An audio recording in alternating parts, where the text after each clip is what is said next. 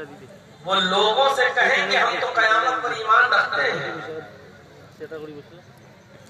ये सिफत कहीं हमारे अंदर तो नहीं पाई जाती। वो लोगों से कहेंगे हम अल्लाह पर ईमान रखते हैं, कयामत पर ईमान रखते हैं, जन्नत को मानते हैं, जहन्नम पर हमारा ईमान है, फरिश्तों को हम मानते हैं, गैब की चीजों पर भी हमारा ईमान है। वो इन तमाम चीजों पर ईमान का दावा करेंगे। वो कहेंगे हम अल्लाह को मानते हैं, रसूल को मानते हैं, फरिश्तों को मानते हैं, जन्नत को मानते हैं, जहन्नम को मानते हैं। वो हर चीज का इकरार करेंगे, लेकिन अल्लाह कहता है कि उनकी जबानों से निकलने वाले जुमलों के बहकावे में तुम मत आ जाना, धोखे में मत आना। मैं गारंटी देता हूँ वमा हुम बिमुमिनीन, ये मोमिन नहीं होंगे, कहने के बावजूद नहीं। कहीं ऐसा हम तो नहीं है,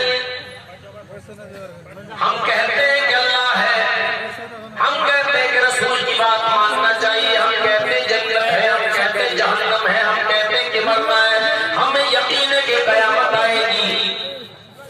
ये सारे इकरार तो हम भी करते हैं, फिर हम मोमिन हैं या नहीं? हर मुसलमान जरा गौर करे, अपने गरीबानों में झांक कर देखे, कहीं शायद की मिस्ताक हम तो नहीं है कि सब कुछ कह रहे हैं लेकिन फिर भी मोमिन नहीं, सब कुछ मान रहे हैं लेकिन फिर भी मोमिन नहीं।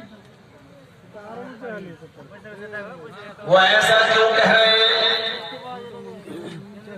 युखादिऊन अल्लाह वल्लज़ीना आमनू, अल्लाह को धोखा देना चाहते हैं और मोमिनों को धोखा देना चाहते हैं। अल्लाह को कोई धोखा दे सकता है? अल्लाह को कोई धोखा दे सकता है? नहीं दे सकता।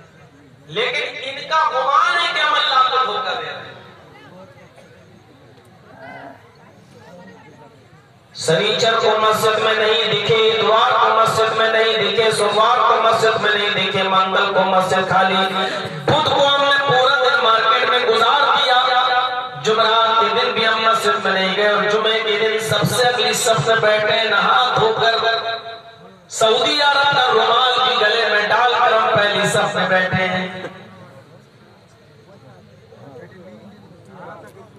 जर्जी साहब की नजर पड़ गई है?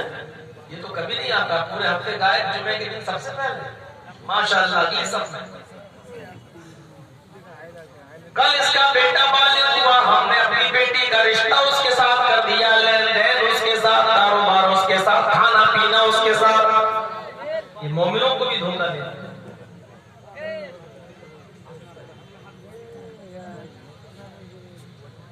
अल्लाह कह रहा है युखादिऊन अल्लाह, वो अल्लाह को धोखा देना चाहता है, वल्लज़ीना आमनू, मोमिनों को धोखे में रखना चाहता है कि देखो हम मोमिन हैं, अगर मोमिन न होते तो जुमे के दिन हम क्यों आते? हम मोमिन नहीं होते तो जुमे की नमाज क्यों पढ़ते? अरे अल्लाह के बंदे, जब तू मोमिन था तो शनीचर को क्यों नहीं आया, इतवार को क्यों नहीं आया, सोमवार को क्यों नहीं आया, मंगल को क्यों नहीं दिखा, बुध को क्यों नहीं दिखा, जुमेरात को क्यों नहीं दिखा, जुमे को तू सबसे पहले आके बैठ गया? धोखा ही तो है। मौलाना उबैदुर रहमान साहब 5 वक्त की नमाज पढ़ते हैं और तहज्जुद भी पढ़ते हैं, एक मिसाल, और जर्जीज साहब सिर्फ जुमे के दिन नमाज पढ़ते हैं। अब जुमे के दिन जर्जीज साहब मौलाना उबैदुर रहमान साहब के बगल में खड़े हो गए।